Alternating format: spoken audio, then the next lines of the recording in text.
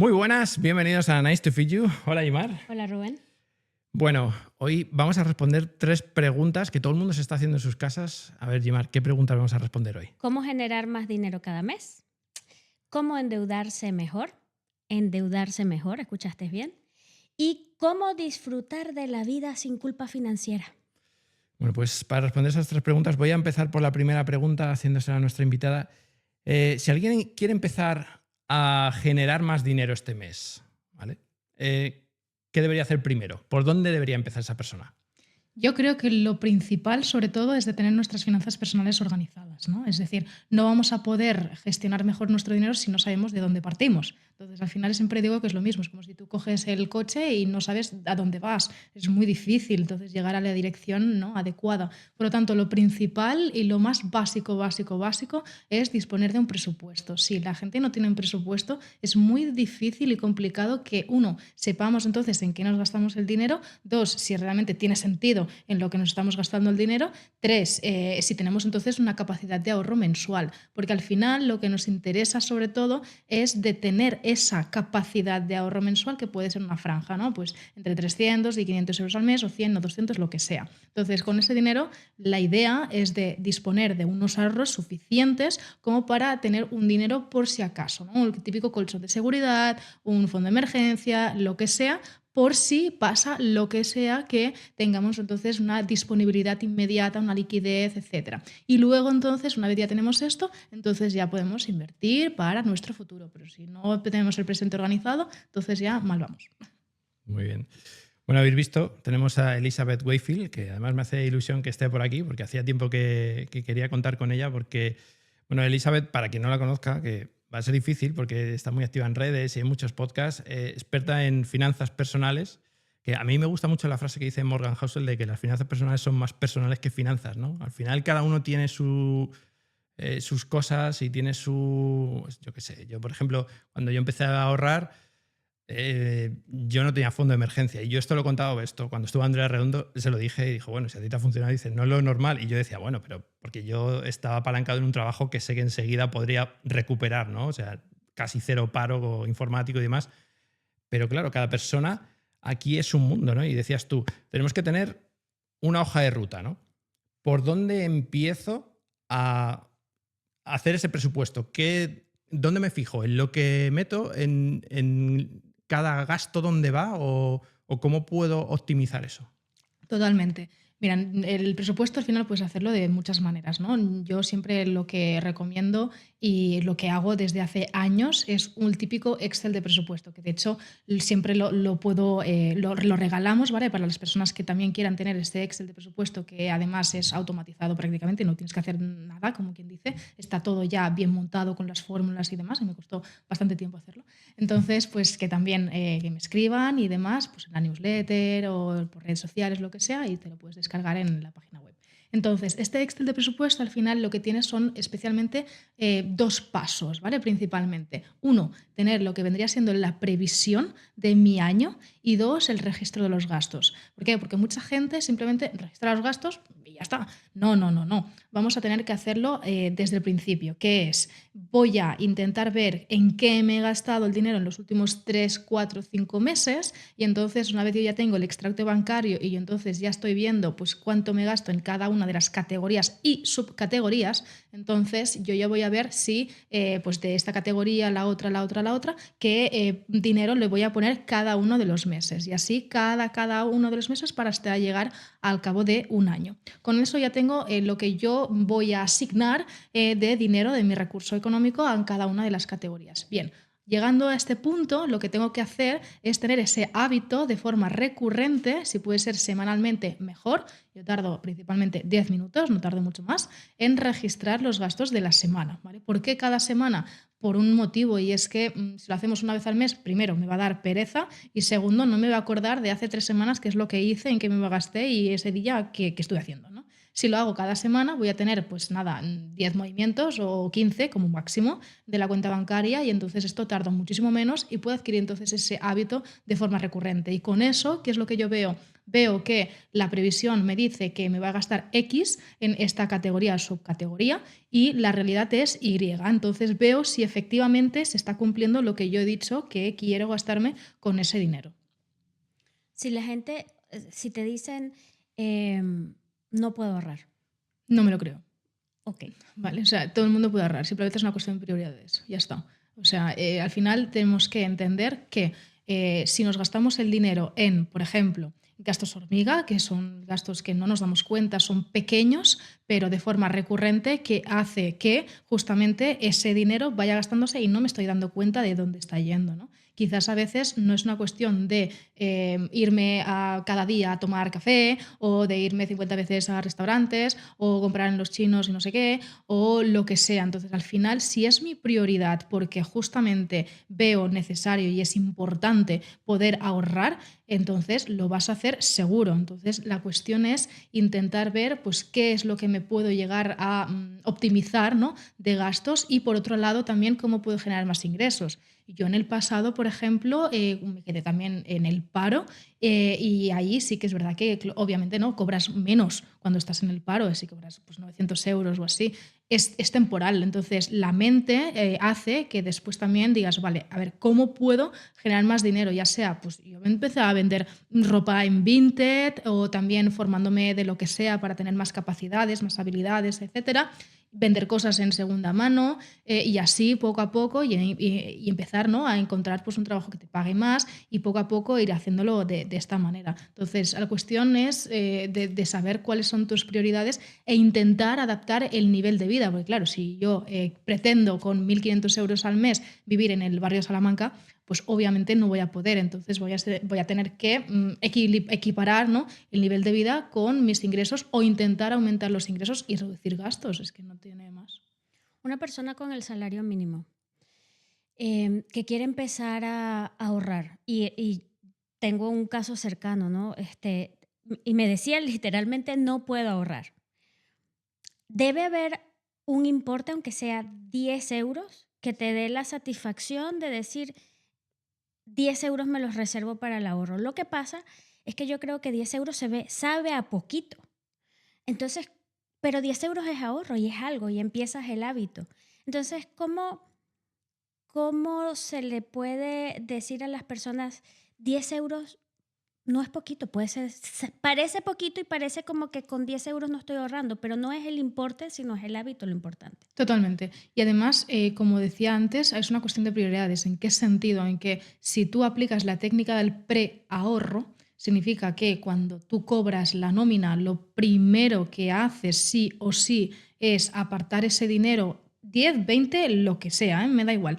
Primero una cantidad que te sienta cómodo y después, tío, vas a ir pues aumentando. Y lo traspasas a otra cuenta corriente, ¿vale?, diferente de la cuenta normal y tal que usas en el día a día, entonces ese dinero ya desaparece de tu vista, ya no está disponible y por tanto es mucho más fácil poder ahorrar. Entonces, si hacemos los deberes antes de tiempo, luego ya pues el mes tú vas tal cual, normal y corriente, y ya te gastas el dinero lo que tienes que gastar, que al final pues ese dinero ya no, prescindes de él básicamente, ¿no? Por eso mucha gente no ahorra porque nunca nadie le ha enseñado a hacerlo de forma correcta.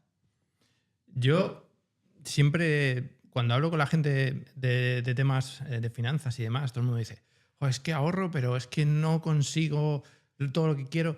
Yo siempre les digo, ¿y por qué no subes tus ingresos, no? Porque es una mentalidad, de pequeño nos inculcan mucho el hay que ahorrar, ¿no? O se intenta decir, tienes que ahorrar, tienes que ahorrar. Bueno, pero yo voy justo al revés de, oye, va a llegar un momento en el que no puedes ahorrar más. O sea, de un Totalmente. momento tienes que comer, tienes luz, tienes agua, Sí, sí. de ahí no bajas, ¿no? Y yo siempre lo que abogo es justamente por lo contrario, de sube tus ingresos.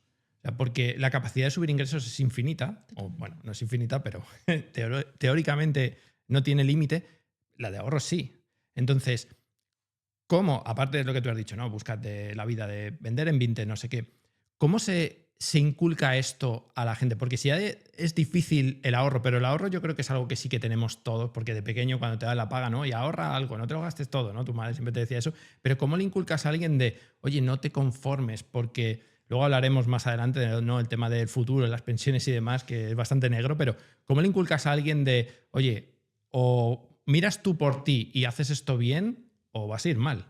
Sí, yo creo que al final se trata de que, uno, somos demasiado cómodos y conformistas, un poco lo que tú decías, ¿no? Entonces, esto, al final, la mente humana está hecha para la comodidad. Entonces, es muy difícil tener que destinar tiempo, energía y dedicación a algo para un futuro incierto, ¿no? Porque realmente tampoco lo sabes. Entonces, estás apostando para una inversión, ¿no? En ti mismo, en habilidades, me refiero, o aprender alguna cosa concreta o sacarte algún tipo de, no hace falta una carrera, o una carrera, pues fantástico, pero si no es así, pues entonces un grado o alguna especialidad, alguna cosa que esté demandada en el mercado, de tal manera que te haga ser un poco imprescindible, ¿no? Entonces hay que intentar siempre decir, ostras, pues ¿qué puedo aprender o qué puedo hacer de tal manera que pueda llegar a ser atractivo o atractiva de cara al mercado? Pues ahora estamos en el mundo, por ejemplo, ¿no? De la IA y todas estas cosas, entonces, pues ¿por qué no te formas en esto, en la IA? Que estoy segura de que si esto lo pones en el currículum o lo que sea y empiezas a hacer, a ver, cambios de trabajo, lo que sea, pues va a ir bien. Algunas veces yo en el pasado también había hecho simplemente pues para saber un poquito a ver cómo cotizaba en el mercado, ¿no? Entonces a veces pues hacía pues, ¿no? Candidaturas y tal, y empezaba a buscar trabajo, pero porque estaba bien, ¿no? En mi trabajo donde estaba, pero simplemente para saber, a ver qué tal, a ver qué pasa. Y entonces con el a ver qué pasa, como tampoco tienes nada que prever, porque ya tienes un trabajo, entonces haces la entrevista y como vas súper tranquilo, porque no tienes esos nervios de a ver si me cogen, entonces al final te cogen, te ofrecen un salario superior o tú lo negocias también, intentas también saber venderte, porque también es una de las habilidades. No, ya lo tienes, o sea. Exactamente. Y dices, pues mira, pues voy a cambiar de trabajo por algo más, ¿no? Más económico, ¿no? Bueno, más que te pague más, ¿no? En este sentido. Entonces... Yo el año pasado estuve dando muchos cursos para la Comunidad de Madrid, para un programa que hicieron para especialización que se le daba a gente que estaba en el paro y gente que quería mejorar su empleo, ¿no? Y yo siempre les decía, porque esto se lo he dicho, yo he trabajado siempre en el sector de informática y he pasado por todos los niveles hasta ser director de tecnología.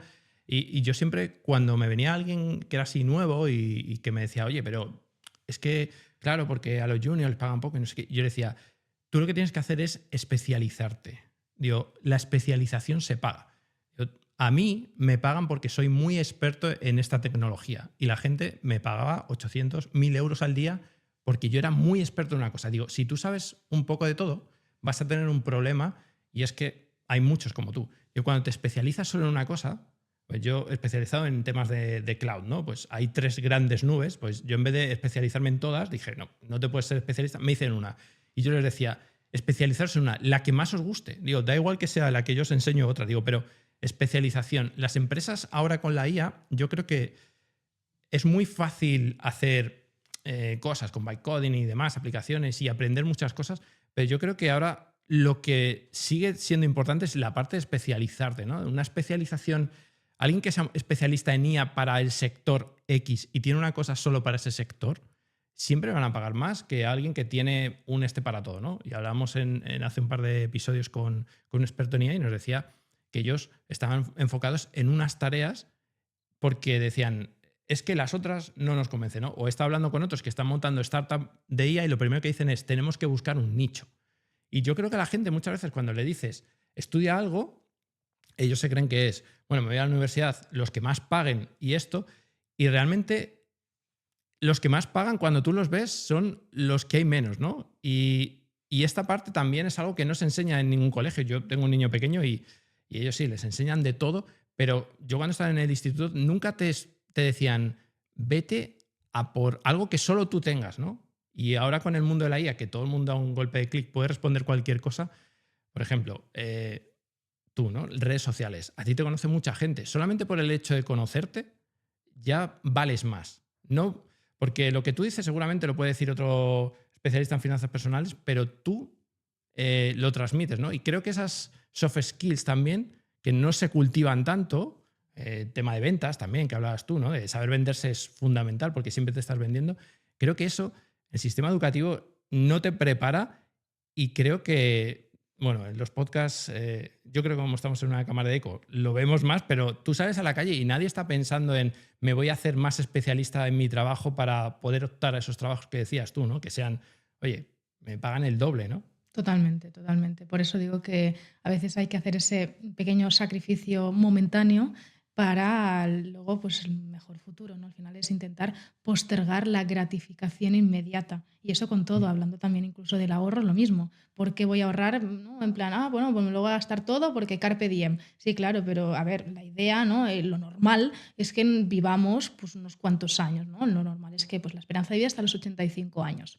Bien, pues vamos a ver que yo quiero disfrutar hoy, pero es que también quiero disfrutar dentro de 2 años, y de 3, y de 10, y de 20, y más todavía. Entonces, ¿por qué no voy a intentar hacer un plan financiero, que es lo que nosotros hacemos, para justamente pues, diseñar la vida de tus sueños? Y ahí de eso se trata. Decir, vale, pues ¿qué es lo que le pides a la vida? ¿No? ¿Qué es lo que realmente te gustaría conseguir? Pues yo quiero una casa al lado de la playa, o quiero llevar a mis hijos a la universidad, o quiero emprender mi negocio, o quiero prejubilarme antes, o la libertad financiera, o quiero lo que sea, pero jubilarme antes, ¿no? Entonces, hay que primero definir qué quieres, cuánto te cuesta eso que quieres y aplicarle el efecto de la inflación. Ojo, porque mucha gente dice, no, bueno, pues yo, claro, con que me jubile y gane 2.000 euros al mes, ¿no? Que es muchas de las preguntas que les hacemos a los clientes, es esa. ¿Cuánto dinero te gustaría cuando te jubiles, ¿no? Cobrar. Y nos dicen, pues mira, pues 2.000 euros yo ya creo que sería suficiente. Digo, ya, pero ojo, que estos 2.000 euros de hoy no son los mismos para dentro de cuando te vayas a jubilar. La gasolinera, claro. Esta mañana se lo decía a mi hijo cuando pasa por la gasolinera, digo, cada vez que paso por la gasolinera sube el precio. Pero es que por la mañana voy y cuando vuelvo por la tarde a recogerle, ha vuelto a subir, digo. Entonces, eso de la inflación, ¿cómo le explicas a alguien, porque yo lo he intentado y me fue muy mal, que su dinero vale menos? Básicamente por lo que acabas de comentar, es el hecho de comparar, decir, vale, antes de hace 7 años, por ejemplo, ¿cuánto te gastabas en ir al supermercado y cuántas cosas podías comprar? Porque yo, sinceramente, mira, yo voy en moto y antes, hace pues 7 años así, iba en moto y yo con 60 euros compraba como 3 bolsas lleno de productos que me los ponía en la moto y tal, un poquito ahí haciendo malabares, pero bueno, y bien. Con 60 euros, es que, no sé, una bolsa solamente de productos, ¿no? Entonces, todo, absolutamente todo ha subido de precio. Entonces, la gasolina, la cesta de la compra, los restaurantes también, muchísimo, el precio de la vivienda, todo. Entonces, si todo sube y tu sueldo no, ¿qué significa? Que te estás empobreciendo sin darte cuenta. Esto es la inflación. Claro, lo que hizo Rubén en un programa de televisión fue decirle a una persona que su dinero en el banco valía menos. Claro. Porque es más fácil de verlo en el día a día, ¿no? Yo gano, me ganas menos. Pero tú tienes esa idea de que el dinero que está en el banco, ese yo lo veo ahí hay, no sé, 10.000 euros eso y no están ahí. Es una están ahí, eso no se gasta, eso está ahí. Y lo que trataba Rubén de decirles que vale menos. Decía, no, pero mi dinero está ahí. Es que al final el dinero que está en el banco es un espejismo de realidad. Es decir, vemos el número, pero lo que no vemos es cuántas cosas puede comprar ese número, porque te aseguro que dentro de unos cuantos años podrá comprar la mitad de las cosas que podemos comprar hoy en día. Así que esto es la inflación y, por tanto, no invertir sí o sí es perder dinero. Sí, no, cuando hablas de que hay que tomar decisiones basadas en datos, ¿a qué te refieres? En datos y no en emociones. Bueno, básicamente que en el mundo de la inversión lo que prima es el tema de no solamente la rentabilidad, sino también de intentar invertir en cosas o en activos, que luego ya hablaremos, que superen la inflación. Porque mucha gente dice, no, yo tengo el dinero en las letras del tesoro. O yo tengo el dinero en depósitos bancarios, porque claro, es seguro. Bueno, a ver, seguro hasta cierto punto, porque claro, cada banco se supone que cubre hasta 100.000 euros por el Fondo de Garantía de Depósitos. Sí, muy bien, pero hemos visto cuánto dinero hay en el Fondo de Garantía de Depósitos, porque ya te lo digo, es un 0,0006, por ejemplo. Entonces, si todos los bancos quebrasen al mismo tiempo, ya te aseguro yo que no hay dinero suficiente para pagar a todo el mundo que tiene el dinero en el banco. Por tanto, entre esto y luego que sí o sí, ya hemos dicho que vas a perder dinero si no inviertes, es que está claro que no hay otra alternativa que invertir. Entonces hay como una meta, ¿no? Es decir, para invertir tenemos que tener dinero. Entonces hay como que ahorrar, pero el verdadero propósito de ahorrar realmente debería ser la inversión. No ahorrar para ver un número en tu cuenta bancaria todos los días, porque al final te sientes seguro de que están ahí los 10.000 y los 10.000 cada día hacen así. Pero tú como ves 10.000, entonces, ¿en qué momento o qué suma, digamos, de dinero tú le empezarías a decir a una persona ya tiene suficiente para invertir?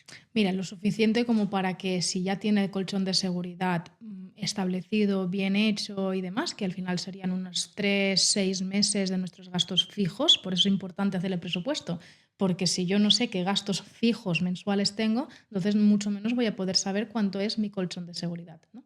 Entonces, una vez esto ya está hecho, ese check ya está, entonces ya podemos empezar a invertir. Hay inversiones que son muy buenas de cara a por ejemplo, pues hacer unas aportaciones periódicas de forma recurrente, y hay otras inversiones que les va muy bien meter todo el dinero de golpe. Depende de la naturaleza, de la tipología de inversión, porque de inversiones hay 50.000 modalidades y tipologías, ¿no? Nosotros desde aquí siempre tocamos pues 10, 15, 20. Parte de mi trabajo justamente es eso, es de descubrir nuevas oportunidades de inversión que muchas veces pues obviamente no les llega a la gente normal porque los bancos no lo ofrecen. O simplemente porque cada persona tolera un riesgo, ¿no? Y hay gente que le dices que invierta en Bitcoin y dice, no, porque eso es muy volátil. Bueno, pues invierte en algo renta fija, que sabes que te va a dar un 5, que bueno, que eso también, dices, va a tener inflación, pero el otro día justamente escuchando otro podcast decía, bueno, es que la inflación, aquí nos dicen que es el 2,5, pero la real está más cerca del 6 o el 7. Exactamente. Claro, dice, entonces si tienes un fondo o lo que sea que te esté dando un 4, realmente no estás batiendo la inflación. No. Dice, te estás quedando por debajo, pero claro, esto es, ellos hacen sus números y se hacen trampas a ellos mismos y bueno, esto, si metemos vivienda, sube mucho la inflación, así que la vamos a sacar de este. Y si metemos este porcentaje de la compra, entonces, claro, así yo también Claro, hago, haciendo trampas al solitario, entonces ya... Pero si yo me hago mi Excel de gastos y digo, bueno, el gasto de todos los meses de Netflix, esto no lo cuento porque, bueno, es Netflix. Entonces ahí también es un poco ver, ¿no? Que aunque nos digan que la inflación, el IPC es un 2, un 3, sal a la calle y lo ves. O sea, en cuanto sales a la calle, como decías tú, ahora vas a comprar y menos de 100 euros no te gastas. Y antes con 30 venías hasta arriba, ¿no? Y eso es algo que yo creo que la generación nueva lo lleva peor, y esto, aquí voy a abrir ya un poco el tema de futuro, ¿no? De pensiones y demás, que culpaban mucho a las generaciones anteriores de, claro, es que la generación anterior era cómprate un piso, vive en él, ahorra un poquito y un piso en la playa, ¿no? Y eso era la meta. Pero ahora eso se ha dado la vuelta entera, porque ahora mismo comprarse un piso para un chaval de 20, 25 años, mis padres, o sea, mi madre tenía 20 años cuando se compraron el piso, mi padre tenía 24 y se compraron un piso que eran 2 millones de pesetas, que en aquel entonces era una barbaridad, con un 17% de interés y todo lo que tú quieras, ¿vale? Pero era muchísimo dinero. Pero se lo podían permitir trabajando solo mi padre, porque mi madre los 2 primeros años o 3 me estuvo cuidando a mí. Claro, tú le dices ahora a un chaval de 20 años, cómprate un piso tú solo y ten un hijo, y te dice que si estás loco, ¿no? O sea, ¿qué ha pasado aquí? Totalmente, totalmente. Es que eso es el efecto de la inflación. Claro que pasa, hay que entender por qué se genera la inflación, ¿no? Entonces, muchas veces la inflación se genera por una serie de casos, ¿no? Como puede ser pues, el caso de la oferta, la demanda, lo que sea. Pero principalmente la inflación, y especialmente en los últimos años, se ha generado de forma artificial. ¿Por qué? Porque los bancos lo que hacen, los estados, especialmente la Fed en Estados Unidos y el Banco Central Europeo, lo que hacen es justamente imprimir mucho dinero. Entonces se sobreendeudan imprimiendo mucho dinero porque no son capaces de justamente gestionar bien el dinero porque gastan mucho más de lo que ingresan, Y por tanto, pues, ¿qué es lo que pasa? Que eso genera inflación. No sé. Yo te quería decir aquí, porque justamente la impresión de moneda, ¿no? También he escuchado el otro día, decía, es que Estados Unidos lo está haciendo aposta, porque dice, tiene tanta deuda que cuanto más imprime, menos debe. Claro, Porque como el dinero vale menos, exactamente. tú debes lo mismo, ¿no? Y es lo que pasó en Venezuela. Gimar es de Venezuela y ahí dice, yo hablaba con algunos venezolanos que me decía, es que tú pides un préstamo hoy, dice, dentro de un año, el dinero que Se debes anula. es nada. Se anula, la deuda se anula. Bueno, se anulaba yo. Sí. Estoy hablando de hace muchos años. Pero se Claro, anula. esa es otra de las cosas que la gente no entiende, ¿no? Porque me dice, ¿pero por qué tienes 8 hipotecas? Digo, tengo 8 hipotecas, primero, porque es una forma muy fácil de conseguir dinero. Digo, lo segundo, unas hipotecas que tengo al 1,55 o al 2%, digo, ya de por sí cada año valen, cada vez le estoy perdiendo. Digo, pero es que además mi deuda ahora mismo de lo que sea, de 5 años para acá, ese dinero es la mitad de lo que debo. Y dentro de 10 años va a ser menos de la mitad, pero sin embargo está generando un patrimonio. Y eso es lo que quería enganchar con el tema de endeudarse, ¿no? Porque hay mucha gente que tiene miedo a la deuda, pero la deuda bien usada, que es esta forma de usarla, ¿no? De si sabes que tu dinero cada vez vale menos, pero es que el dinero que debes cada vez vale menos también. Entonces, ¿por qué nos da tanto miedo a endeudarnos? Yo creo que es un tema de creencias, es un tema también de sociedad, ¿no? En este sentido, como que siempre se sobreentiende que tienes que comprarte el piso, ¿no? Y luego cuando ya tienes el piso, lo que quieres hacer es quitarte la hipoteca con el menor tiempo posible. Porque así está como establecido y eso no es lo que comentan nuestros padres, nuestros abuelos, a ver cuándo te sacas la hipoteca, porque así el piso ya estudió al 100%, no debes nada, y entonces ya te pones nervioso porque no quieres deber nada. Entonces, claro, cuando no entiendes precisamente esto que acabamos de comentar, de que al final la deuda lo que hace es apalancarte de un dinero que no es tuyo, lo pides prestado a un tipo de interés más bajo del que puedes llegar a generar, entonces ahí estás pues justamente jugando, ¿no? a lo que es en el juego de los ricos, ¿no? Justamente por no hablar incluso de la posibilidad de pignorar. Mucha gente no sabe lo que es la pignoración, ¿no? Y me parece espectacular, o sea, llegar al punto donde tengo pues una serie de acciones, fondos, bonos, lo que sea, en mi broker y entonces yo le digo al broker, mira, dame la mitad o no hace falta ni que sea la mitad, pues un 40% del dinero que yo tengo en esos fondos o acciones. Con ese dinero yo puedo invertir en otra cosa que me pueda dar el 8, el 10 o el 12% o más y este dinero mientras tanto sigue creciendo, es que me parece espectacular, porque entonces es que me estoy apalancando sobre un dinero que sigue creciendo y que el otro pues lo utilizo para hacer otras inversiones. Nosotros lo hacemos esto con nuestros clientes de gestión patrimonial. De hecho, yo eso lo he hecho para comprar mis 2 últimos pisos, pignorando un fondo que tenía, precisamente por eso, porque yo tampoco lo conocía. Y es lo que dices tú, o sea, ya cuando te metes en este mundo empiezan a venir palabras, ¿no? Y una de ellas, pignorar. Y yo, ¿qué es eso? No, pues tú tienes un fondo y el fondo, pues el banco te presta dinero con tu fondo. Yo, pero es claro, entonces yo lo que hago es coges un préstamo, que yo en mi caso era a un 4%, Claro. 4,5%, que no, miento, es un 2,75. Es Vale. verdad, un 4 era si pedías el 100% era un 4 y si lo pedías el 50, que yo pedía el 50, era un 2,75. O sea, me estás dando un préstamo al 2,75 y mi fondo todos los años está subiendo un 10. Claro. Entonces, estoy ganando un 7 y pico solo en mi fondo y encima con ese dinero he comprado una casa que me está dando un 10, un 12% de rentabilidad. O sea, es dinero infinito. Claro, pero cuando la gente escucha deuda, no escucha eso. Cuando la gente escucha deuda es pago de mi bolsillo. Entonces, ¿cómo definimos deuda buena de deuda mala? Claro, al final se trata de eso, de entender que la deuda bien utilizada funciona como palanca, ¿no? Entonces hay que endeudarse para comprar activos que metan dinero en tu bolsillo y que gracias a eso entonces tú puedas comprar lo que es tu libertad, ¿no?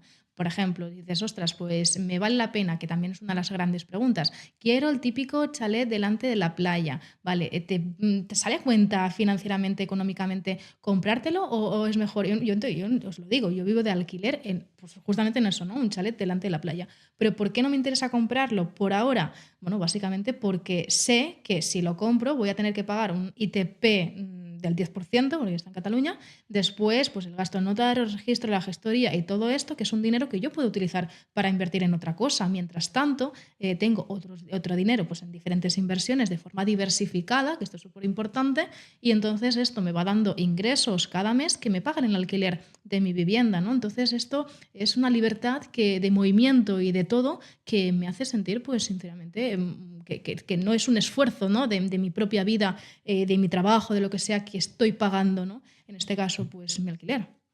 ¿Cómo es un sistema financiero sano y cómo entra la deuda allí? Claro, muy buena pregunta, ¿eh? Porque entonces empezamos a pensar, decir, bueno, nada, pues nos vamos a endeudar hasta las trancas, ¿no?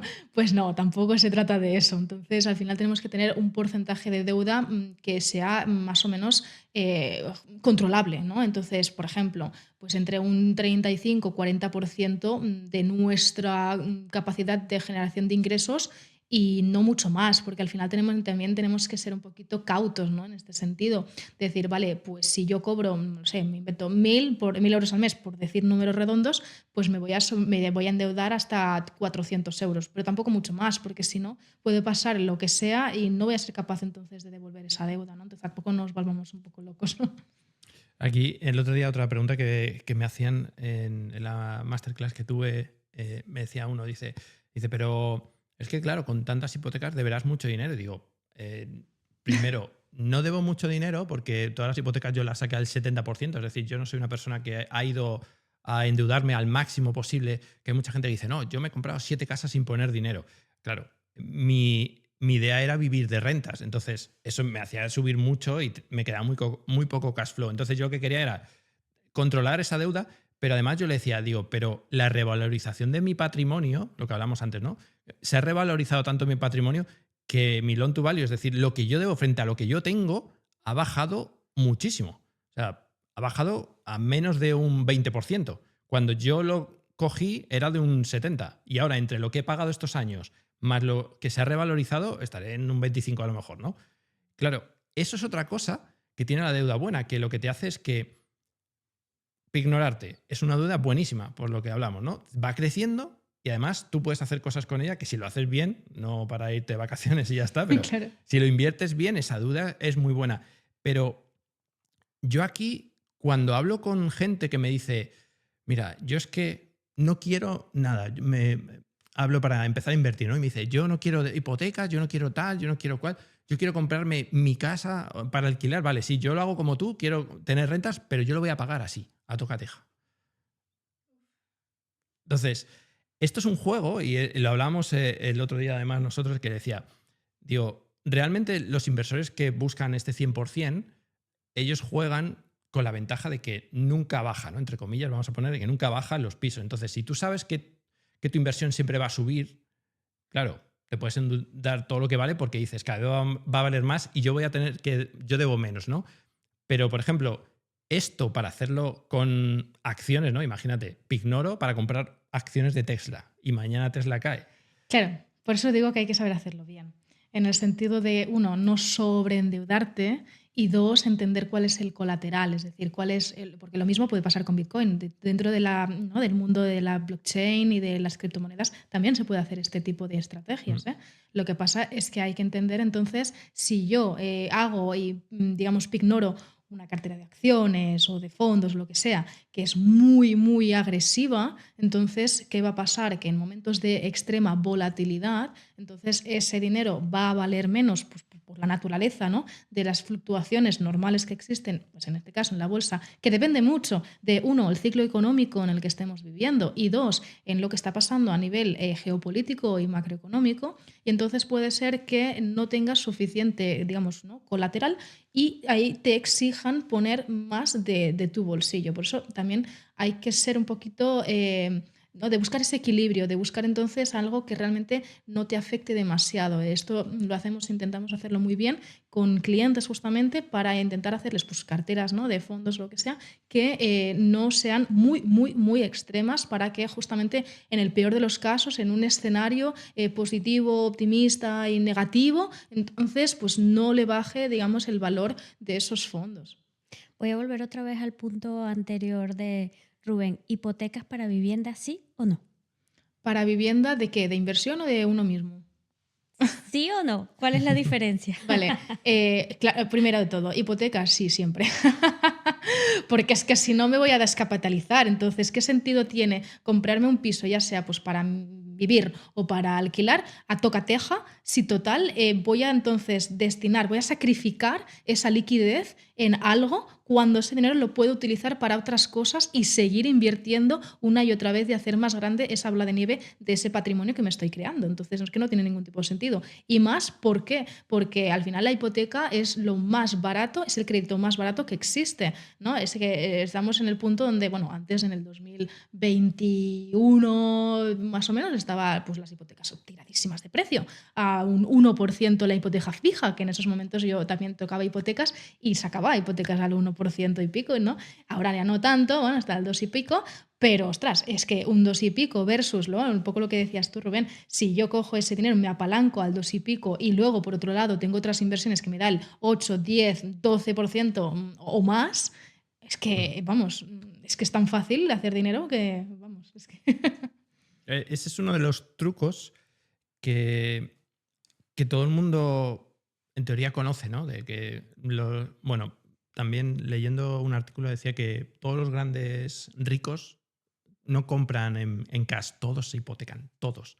O sea, compran inmobiliario, hipoteca, dices, pero si tiene miles de millones, ¿por qué es hipoteca? Claro, porque es que te están regalando el dinero, no lo vas a coger. O sea, y es una mentalidad, ¿no? Y esta es la mentalidad de que hay que romper de la deuda no es mala si la usas pues para irte de vacaciones todos los años. Eso es muy malo porque al final no estás jugando, como digo yo, ¿no? Yo tenía un compañero, me acuerdo, todos los meses pedía un adelanto de nómina. Y yo decía, chico, no puedes estar pidiendo ya, pero es que si no, no llego. Digo, es que no vas a terminar nunca, porque todos los meses necesitas la otra nómina, coges un trozo, pero llega el siguiente mes y vuelves. Ya, pero hasta que me recupere. Digo, ¿cuándo te ¿No vas te a vas a recuperar? recuperar? Nunca. Entonces, eso era la deuda mala, ¿no? Pero la deuda buena era, oye, yo me he pedido, o yo he ignorado esto, me he comprado un activo, ¿no? Que me está dando un rédito, eso sí es bueno. Pero aún así, yo esto se lo he explicado a gente y lo entiende, pero luego no lo hace. O sea, Hay miedo. ¿tú cómo con tus clientes les quitas ese miedo? ¿O qué les intentas decir para hacerles cambiar el chip de no, que no pasa nada por tener en el banco ahí un debe tanto, si es que no hay problema? Claro, bueno, primero de todo yo creo que al final el miedo se genera por desconocimiento.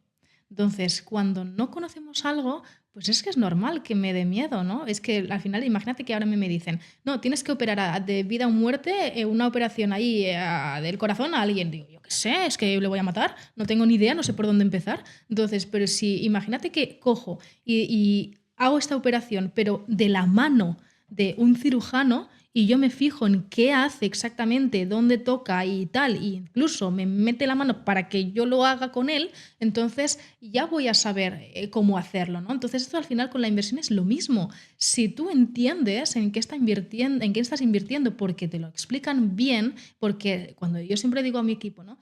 Tenéis que explicar las cosas para un niño de 8 años. Siempre me lo dicen. Siempre dices lo mismo. Digo, ya es verdad, porque es que si un niño de 8 años lo entiende, ya te aseguro que todo el mundo lo va a entender. Entonces, hay que explicar las cosas bien. Y pros y contras, ¿eh? Y ser totalmente transparente y honesto. Entonces, pros, ¿qué tiene este tipo de inversión de pros? Tanto. ¿Qué tiene de contras? Tanto. ¿Va contigo? Quizás sí, quizás no. Es que al final siempre digo que no todo es para todo el mundo, ¿no? No todas las inversiones es para todo el mundo. Nosotros tenemos clientes que nos dicen, no, yo no quiero saber nada de las criptomonedas. Perfecto. Yo no quiero saber nada de la inversión inmobiliaria porque es que no confío ni en las leyes, ni en la ocupación, ni nada. Maravilloso. Entonces, es que hay tantas opciones que puedes hasta aburrirte, digamos, ¿no? O puedes al final, o no, o te puedes Whisky, enamorar. O sea, hay cosas súper claro, locas. o sea, te puedes invertir, mira, puedes invertir en pistachos, puedes invertir en hoteles, puedes invertir en acciones que están a punto de salir a bolsa, puedes invertir en la Fórmula 1, puedes invertir en lo que te dé la gana. Sí, sí. Que al final el que no invierte es porque no quiere y porque no sabe. O porque no tiene alguien que le dice, mira, esto no es difícil, yo te llevo, no vas a tener problema, ¿no? Y creo que en España, por lo menos en España, en otros países no lo sé, pero en España nos da mucho coraje pagar a alguien para que nos explique las cosas. O sea, yo llevo invirtiendo 5 años, 6 años, 5 años. Y, y siempre era no, es que si lo hago por fuera me evito la inmobiliaria y no sé qué. Bueno, es que la inmobiliaria te va a hacer todos los papeles. ¿Tú sabes todo lo que tienes que mirar? ¿A que no? ¿Tú sabes todo lo que tienes que llevar a la notaría? No. Pues, oye, te están cobrando 2.000, 3.000 euros. Es que es una tranquilidad para ti decir, toma, 2.000 euros y yo me despreocupo. Y si falla algo, se encargan ellos. Yo creo que a los asesores financieros todavía no les damos ese valor de decir, es que esta persona me va a cobrar lo que cobre, ¿no? 2, 3, 4, no sé lo que cobra, pero me va a hacer algo que va a funcionar porque lo ha hecho 1.000 veces y yo sé que no voy a perder mi dinero porque a lo mejor lo invierto yo y la lío. Y si la lías, te va a costar más que esos 2.000 euros. Sí, eso tienes toda la razón del mundo y es porque realmente a veces nos creemos más listos de lo que somos. Entonces, justamente lo que acabas de decir, si yo, por ejemplo, no tengo ni idea de medicina, pues ¿dónde voy a ir? Pues al médico, ¿no? Es que es normal que lo pago. Sí lo pagas el médico, claro que lo pagas con tus impuestos, es que gratis no es, ¿eh? ¿Qué nos creemos? Que es, venga, la seguridad social es gratis. No, perdona, lo pagas tú con tus impuestos. Entonces, como prácticamente todo, y por tanto todo cuesta dinero, pues hacer las cosas bien también cuesta dinero y te aseguras justamente de que ese alguien pues tiene el conocimiento y la experiencia como para no liarla, ¿no? O para hacer las cosas mejor todavía, que muchas veces es que nos vienen clientes que ya invierten en cosas, pero quizás no están teniendo la rentabilidad que ellos quisieran, ¿no? Y que por tanto pues no saben cómo hacer para llegar a conseguir X, Y, Z de sus objetivos de forma totalmente pasiva y por tanto pues están perdidos. Ostras, pues que te dé esa claridad y esa hoja de ruta, yo creo que es que esto un antes y un después y luego pues le agradecen, vamos, infinito. ¿Cuál es el error más caro que has visto como asesora? Yo creo que el error más caro es precisamente eso, el hecho de invertir en cosas que aparentemente creo que pueden llegar a ser seguras, ¿no? O como por ejemplo el tema de las letras del tesoro o todas estas cosas, cuando realmente te estás perdiendo un mundo inmenso, impresionante y súper interesante de opciones muy buenas y potentes y seguras también igual que te puede dar muchísimo más rentabilidad y por tanto estás perdiendo el tiempo y perdiendo dinero también. Al final es un coste de oportunidad. Sí, sí, porque ¿qué son las finanzas conscientes? Que es un término que tú Sí, usas. mira, al final también, como es el nombre de mi libro y de mi empresa, es que seas consciente justamente de qué es lo que haces con tu dinero. Primero, en el sentido de, a nivel de mentalidad, ¿no? Es decir, qué tipo de relación tienes con tu dinero y de qué manera entonces tú te relacionas con el dinero, desde el patrón de persona ahorradora o persona que despilfarra o qué creencias tienes, ¿no? Con el dinero y qué es lo que te estás contando a ti mismo, ¿no? Pues cuéntate verdad.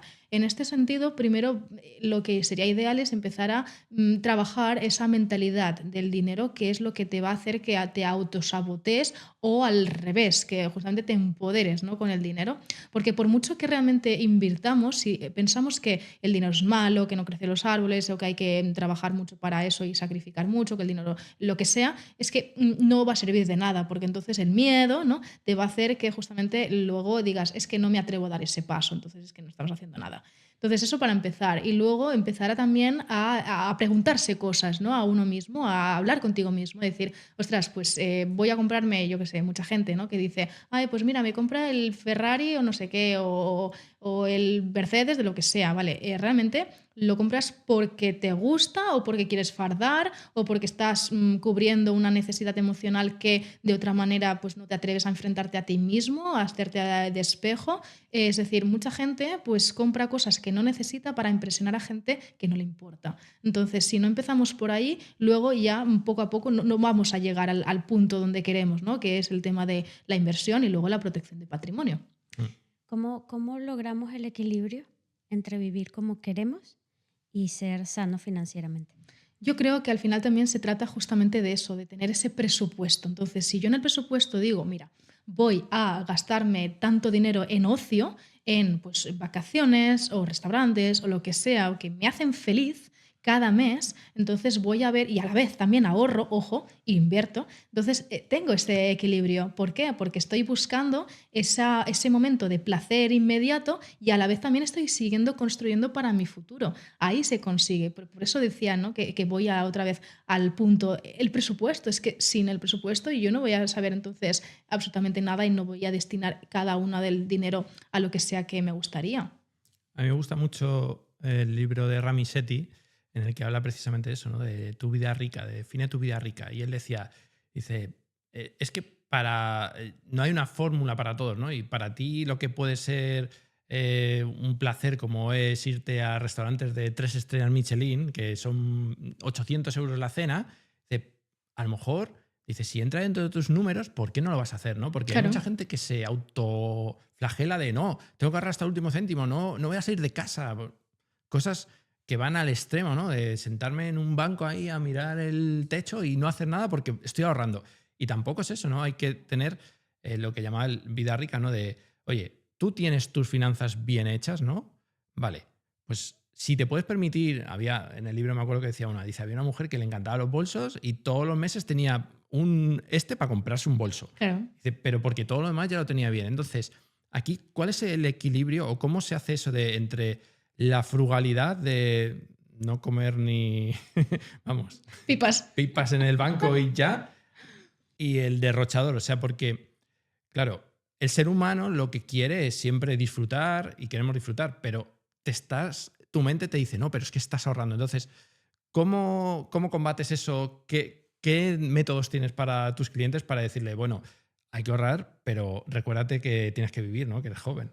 Claro, es que es justamente así, ¿no? Es decir, lo que acabas de comentar, si tú tienes un presupuesto bien establecido en el que tú dices, vale, pues me va a sobrar cada mes, pues yo qué sé, entre 300 y 500, o hay gente que me dice, bueno, pues me sobra entre 500 y 1000, o entre 1000 y 2000, no lo sé, depende, ¿vale? Pues qué parte de ese ahorro, por ejemplo, te vas a ti mismo, ¿no? A dedicar a lo que tú quieres, porque a veces también invertir en uno mismo, no solamente en formación, ¿no? Que también, pero también incluso en bienestar. Por ejemplo, si a mí de vez en cuando me gusta hacerme masajes, entonces me gusta porque me relaja, entonces al final también estoy invirtiendo en mi bienestar, en mi salud, ¿no? En estos momentos de placer, ¿no? Entonces, si lo tienes bien organizado, es que ya te digo que puedes disfrutar hoy, mañana y dentro de 10, 20 años. Es que se trata de eso.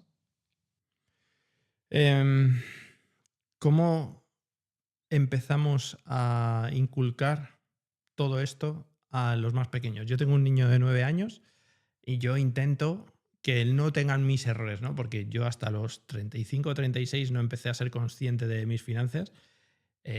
Yo lo he contado en otros episodios del podcast, ¿no? Donde yo estaba en informática, cada vez que daba un salto era un 20% más de sueldo, pero a final de mes llegaba igual, a cero. Entonces, era un desastre. ¿Sabes por qué? ¿Por qué? Por una cosa que se llama la temperatura del dinero. No sé Sí. si alguna vez la has escuchado. Sí, ¿no? Vale. Claro. Entonces, mi problema era ese, que yo pues gano 500 más, me gasto 500 más. Y llegó un momento en el que, no sé por qué, dije, ¿por qué si gano el doble que hace 5 años, estoy siempre a final de mes mirando el euro, ¿no?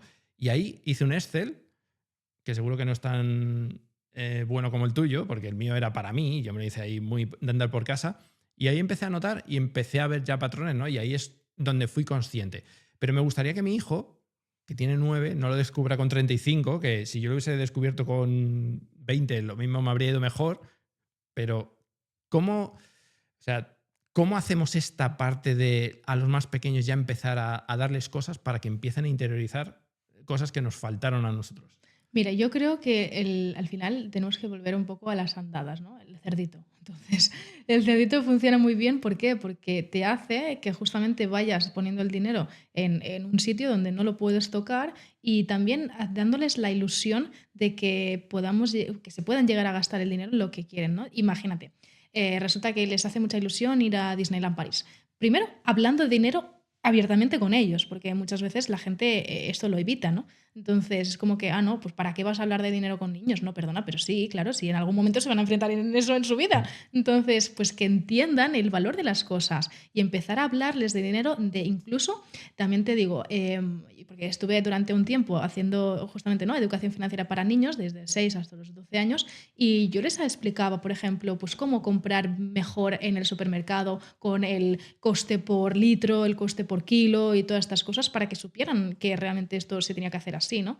Y entonces, primero, hablando de esto, y segundo, porque, venga, pues entre todos, como una actividad conjunta de familiar, ¿no?, vamos a meter cada semana pues X dinero en el cerdito. Y con eso entonces nos vamos a ir todos juntos a Disneyland. Entonces, claro, ¿qué pasa? Que el niño de buenas a primeras ya ve, ¿no?, ese, digamos, sacrificio, y ya está empezando a integrar el hecho de postergar la gratificación inmediata. Entonces, claro, en mi caso, por ejemplo, mis padres, tampoco digo que sea la manera o el método, pero a mí me hacían hacer ciertas tareas y me daban una paga semanal. Hay gente que dice, no, no, esto no, porque estás creando la mentalidad de trabajador.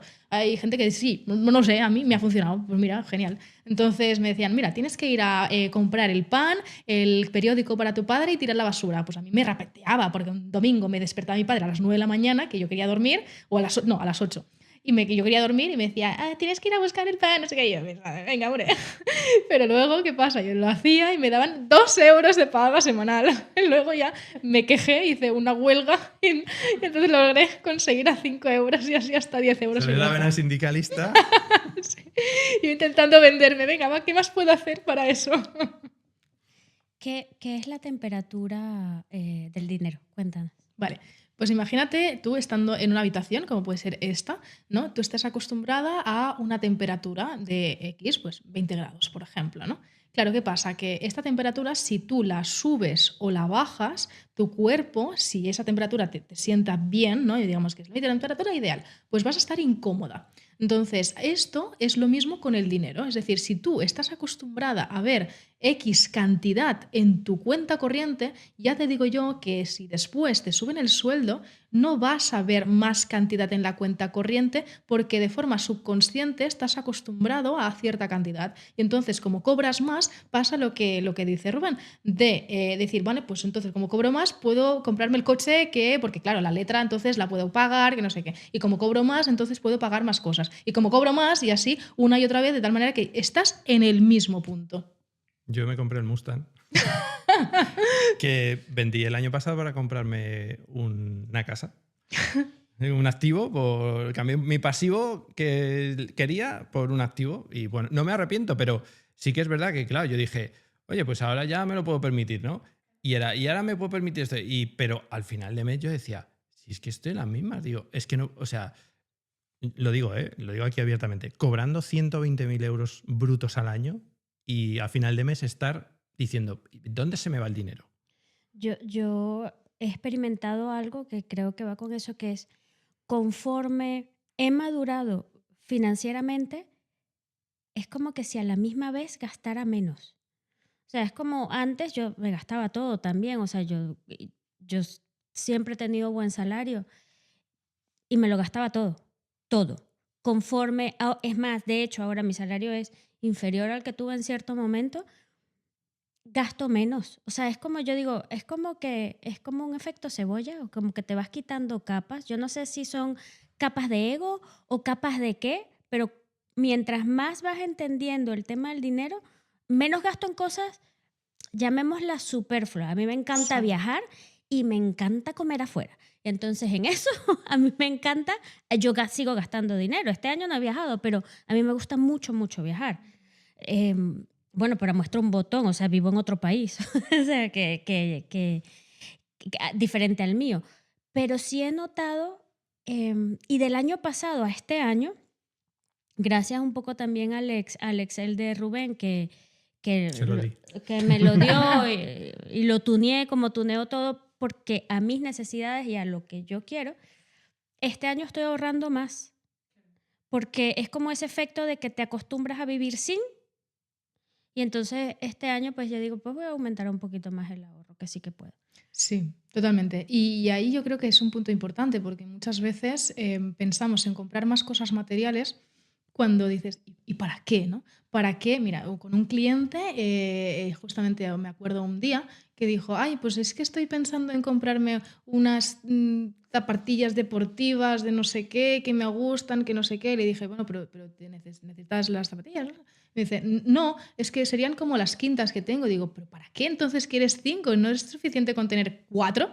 Entonces, es que ¿cuál es ¿no? la felicidad marginal por comprarte un punto adicional, ¿no? Yo, por ejemplo, una de las premisas que tengo, que también soy mucho más de gastarme el dinero en experiencias que no en cosas materiales, es el hecho de la ropa, ¿no? Que es, por ejemplo, en mujeres es muy fácil gastar dinero en ropa, pero nos gusta bastante, ¿no?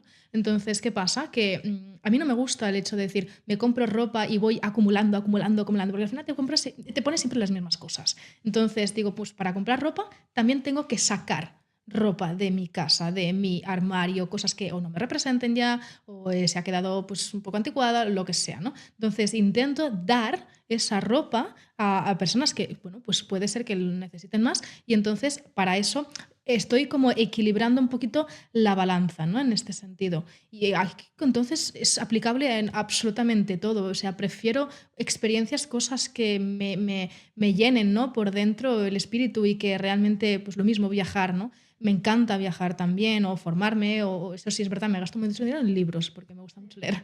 Entonces, que justamente en ir acumulando cosas materiales que al final dices, ¿y para qué? Aquí tenemos un debate familiar que es acumular cosas. Yo no lo veo como acumular cosas. Yo, por ejemplo, cuido mucho mi ropa y yo tengo mucha ropa de hace muchos años y la uso. Bueno, he tenido que dejar ropa porque he engordado, hay que decirlo. Pero sí que esa es la razón por la que he regalado un montón de ropa. Pero si no, yo tengo ropa que es que además aquí es tan fácil cuidar la ropa porque hay estaciones que, por ejemplo, en Venezuela no hay. Entonces tienes toda la misma ropa durante todo el año. Obviamente se gasta más. Pero desde que yo vivo en Europa, yo tengo ropa que solamente he cambiado por eso, por subida de peso, de precio. Y entonces yo digo, hay otra forma de ver, es decir, no necesariamente tienes que hacer una por otra, también cuidar lo que hace es que compres menos. Entonces yo compro una o dos cosas, tengo los armarios llenos, pero compro una o dos cosas porque realmente tengo de todo. Entonces son dos formas de ver, cuidar y mantener a lo largo de los años versus cambiar una por otra. Yo creo que ambas son válidas, depende de cada quien. Es que yo restauro cosas, o sea, a mí me gusta cuidar las cosas, pintarlas, cambiarlas. Yo creo que eso va también con la mentalidad de cada uno. Rubén es más frugal en ese sentido. Yo soy minimalista. Minimalista es la cosa, minimalista, claro, Yo eso. soy minimalista, sí. Entonces, pero es eso, son dos formas que son, que se llegan al mismo fin, pero por dos caminos distintos. Si tú cuidas, compras menos, y si tú solamente compras lo que necesitas, también compras menos. Pero al final yo creo que cada estrategia, que un poco retomando lo que decía Rubén de Morgan Housel, que dice que las finanzas son razonables, no racionales. Cada quien tiene su estilo de vida y lo que tienes que hacer es adaptarlo a ti, porque el papel aguanta todo, pero cada quien debe pues hacer su examen. Preguntas rápidas para ti. Yo te voy a hacer una que yo lo tengo muy claro y con todo el mundo que lo hablo no lo tiene tan claro. ¿Invertir o pagar deuda? Es decir, me llega lo típico, ¿no? Me ha tocado la lotería y todo el mundo lo que dice cuando toca la lotería, para tapar agujeros. A ver, si es una deuda en cuyo tipo de interés es del 8, 10, 12, 20%, que puede ser. Sí, pero mucha gente dice, no, yo con esto me quito la hipoteca. No, hombre, no, que vas a quitarte la hipoteca, ¿no? Que no, inviértelo. Entonces, Sí. no, eso también me lo preguntan muchísimas veces, ¿eh? Es decir, ¿amortizo hipoteca o invierto el dinero? Pues es que ya te digo, es que yo, o sea, numéricamente también lo demuestro. Inviértelo, por favor. Pero, claro, aquí hay mucha gente que yo cuando hablo con ellos les dices, no, pero es que no te quites, no, pero es que me estoy quitando intereses y no sé qué. Yo digo, vamos a ver, claro, tienes que saber lo que es la inflación y decir, vale, los intereses que te quitan ahora no son los que vas a pagar dentro de 20 años, que tiene la hipoteca 20 años. Eso primero. Lo segundo, el coste de oportunidad, que ya eso es ciencia ficción, ¿no? El coste de oportunidad tienes 100.000 euros te vas a quitar una hipoteca que la tienes al 2,5 frente a 100.000 euros que los puedes tener al 8, al 10.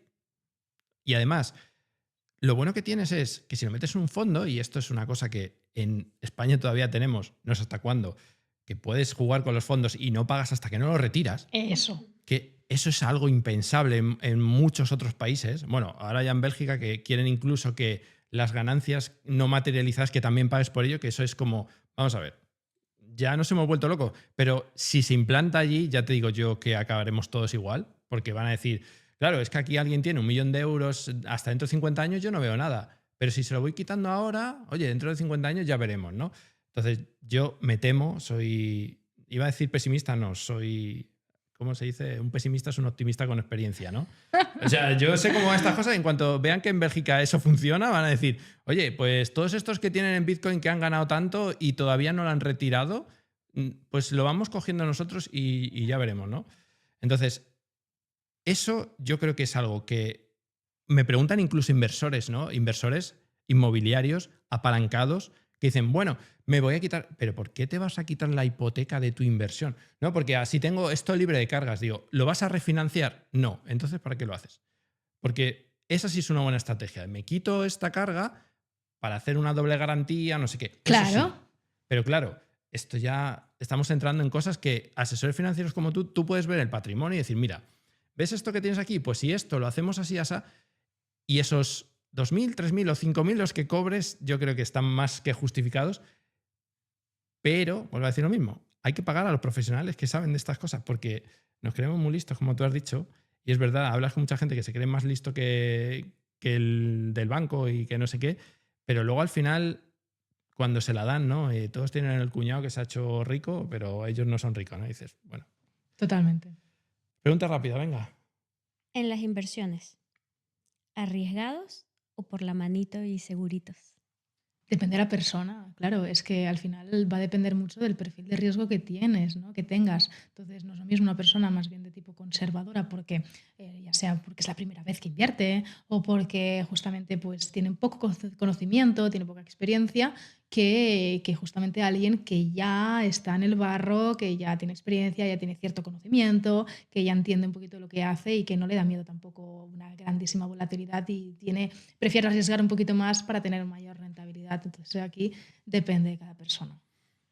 Esta es difícil, ¿eh? A ver. ¿Empleado o autónomo? Autónomo empresario.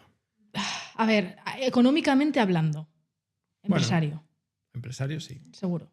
Sí, porque al final tú piensas que, pues como ¿no? Robert Kiyosaki nos explica en el cuadro de flujo del dinero, el dinero justamente, mira, ¿cómo lo dice él?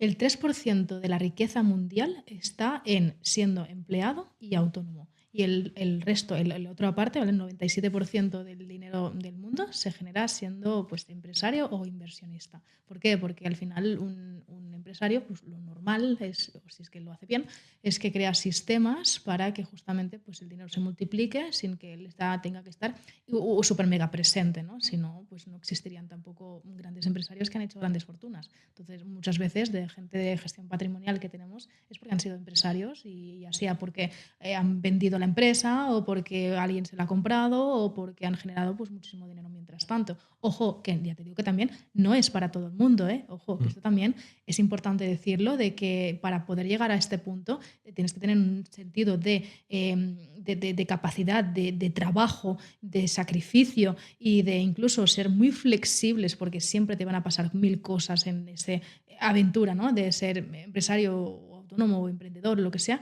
que no es para todo el mundo. Naval Ravikant decía que te tienes que apalancar en personas para que te den tecnología, eso ya lo dijo las últimas veces, ¿no? La tecnología que te apalancan mucho.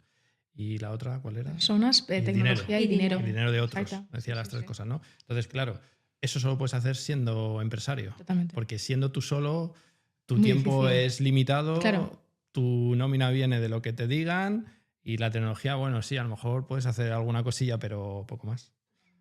¿Cartera de inmuebles o cartera de acciones?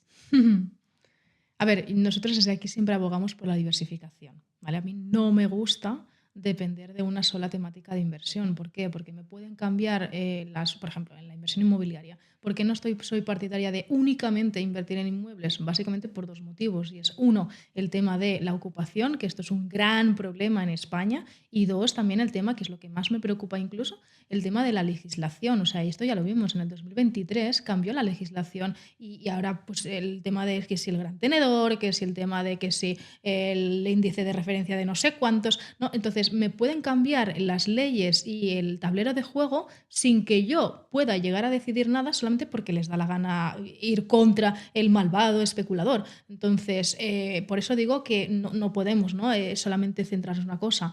Acciones depende, es decir, si yo sé hacer un buen análisis fundamental y entonces entiendo primero pues de qué va la empresa, qué es lo que hace, qué ventas tiene, qué deuda tiene, qué beneficio, qué margen, qué no es ciertas, digamos, ¿no? Medidas de rentabilidad, etcétera, etcétera, pues entonces puedo llegar a hacer las cosas bien dentro de las acciones. Pero mucha gente incluso nos viene diciendo, no, es que compré estas acciones, bueno, y ningún tipo de sentido ni absolutamente nada, ¿no? Entonces, claro, la gente pues al final dice, no, es que estoy perdiendo. Claro que estás perdiendo porque no has hecho ni las cosas bien, ni tampoco has hecho una buena cartera, ni tampoco has hecho un buen análisis, ni de nada, nada. Entonces, al final sería eso, ¿no? De intentar pues no meter los huevos en la misma cesta. Te voy a hacer una pregunta que es rápida, pero no es rápida de responder, que es algo que teníamos pendiente. ¿Vamos a cobrar pensiones? Déjame que me ría. No.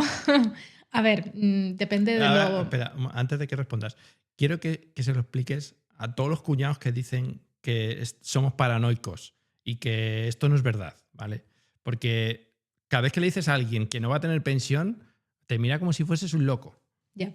A ver, se trata de sumar 2 más 2 igual a 4, ¿no? ¿Estamos de acuerdo? Bien, pues en esto es exactamente lo mismo. ¿En qué sentido? Hay que entender cómo funciona. En España tenemos dos sistemas, el sistema de reparto y el sistema de capitalización. Entonces, bueno, en España no, me refiero en el mundo entero. Entonces, en España justamente funciona el sistema de reparto. El sistema de capitalización lo utilizan los países nórdicos, que al final el sistema de capitalización es que cuando tú vas cotizando, ese dinero el Estado lo que hace es invertirlo para tu futuro.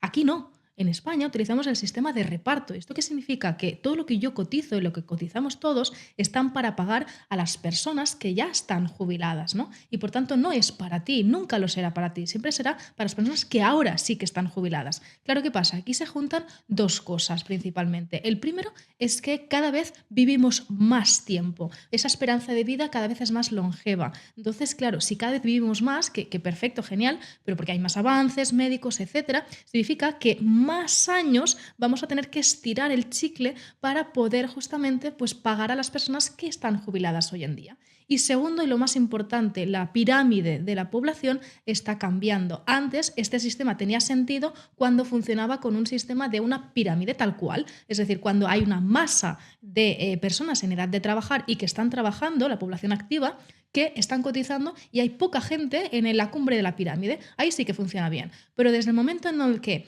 uno, cada vez es todo más costoso, significa que la gente cada vez tiene menos hijos. ¿Por qué? Porque si no me los puedo permitir, entonces ¿qué sentido tiene tener hijos, no? Y segundo, pues cada vez vivimos más, significa que, claro, pues cada vez esa pirámide se está invirtiendo de tal manera que si tenemos una masa poblacional muy corta y mucha gente jubilada, entonces es que es imposible poder llegar a pagar a las personas que cada vez se van a ir jubilando más. Y por no hablar del baby boom, ¿no? Que también fue una generación donde hubo muchísimos nacimientos y cada vez pues, hay menos y menos nacimientos. Es que al final, antes las familias tenían 2 hijos como mínimo. Hoy tienen un hijo y poco, 1,3 hijos creo que es la media. Entonces, es que al final se trata de entender un poquito cómo está compuesto todo para saber que efectivamente es muy difícil que vayamos a cobrar una pensión, a no ser que lo hagan de una forma que es lo que quieren hacer ahora, que es de subir impuestos. Claro, si subimos los impuestos para pagar las pensiones de hoy en día, porque desde el Estado gastan más de lo que ingresan y no tienen ni puñetera idea de hacer las cosas bien, pues evidentemente que quizás sí que voy a cobrar, pero si me lo sacas de mi día a día porque pago más impuestos, significa que me estoy empobreciendo. Entre esto y la inflación, es que, por eso te digo, que es imposible. Tenemos que invertir sí o sí. Esto mismo, lo que hablabas tú de reparto y capitalización, Milei lo que está intentando es ir hacia modelo de capitalización. Hace poco ha hecho la reforma y ha sido muy criticado y yo le he dicho, pero el que le critica es porque No no tiene ni sabe idea. sumar.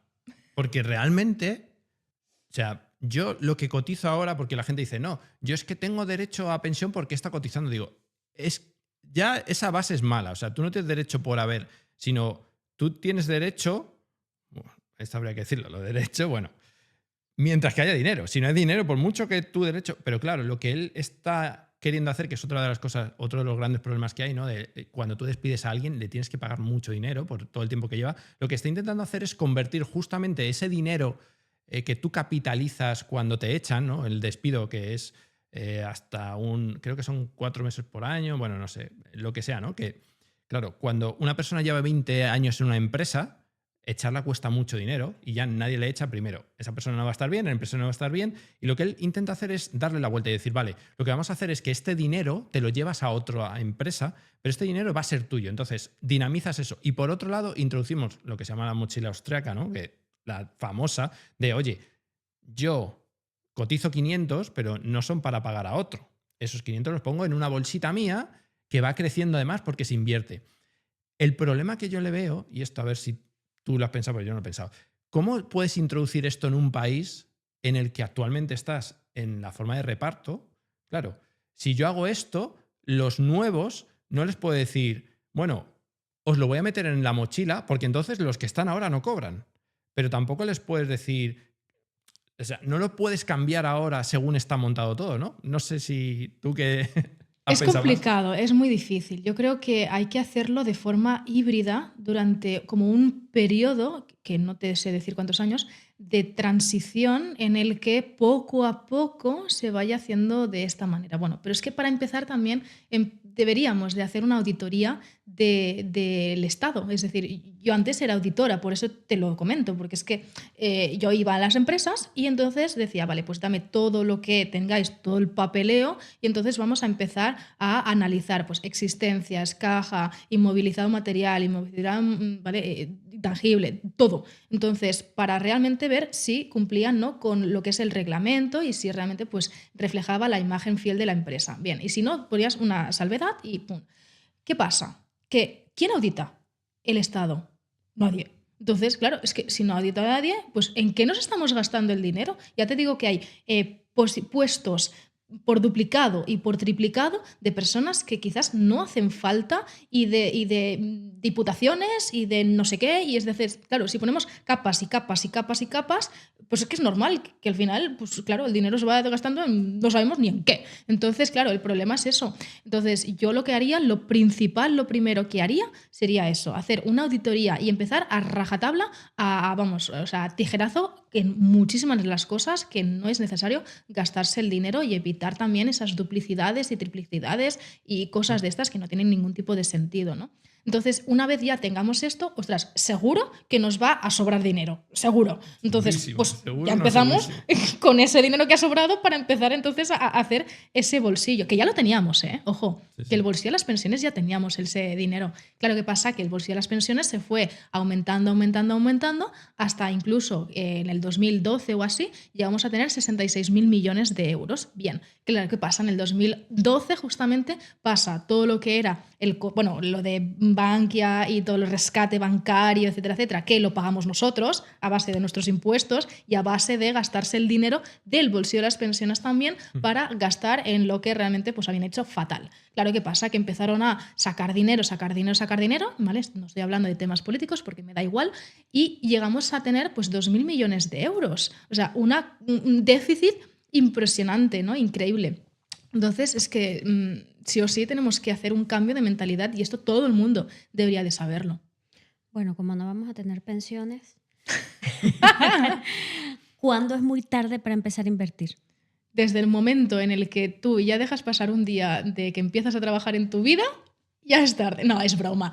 Empieza cuanto antes. O sea, al final es una cuestión de matemática pura, ¿no? El efecto del interés compuesto es el efecto de bola de nieve. Cuanto más dinero le meta, mejor. Cuanto más cuanto más rentabilidad me dé esa inversión, mejor, y cuanto más tiempo lo deje, muchísimo mejor. Entonces, el tiempo, de hecho, es lo más importante, ¿vale? ¿Por qué? Porque si calculamos lo que es el efecto del interés compuesto a nivel de fórmula matemática, realmente pues la T, ¿vale?, del tiempo es la parte exponencial. Entonces, es que hay una diferencia abismal entre dejar el dinero durante 5 años, 7, 10, 15 o 20, ¿vale? O sea, se multiplica de una forma increíble. Es un efecto más que no es lineal, al final es que es exponencial.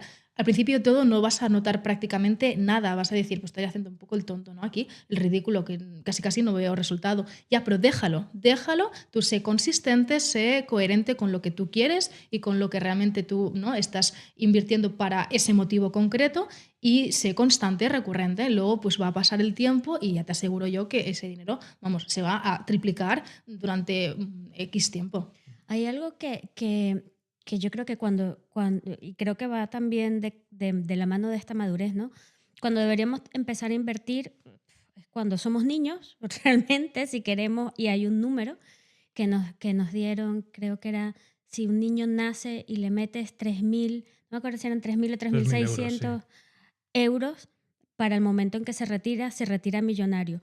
Ese es el escenario ideal y ojalá los padres lo pudieran hacer por sus hijos, pero la media de edad de este canal es de 35 a 55 años, ¿no? Yo creo que todavía los que estamos ya a mitad de siglo, todavía tenemos oportunidades por una razón, porque la expectativa de vida ha aumentado.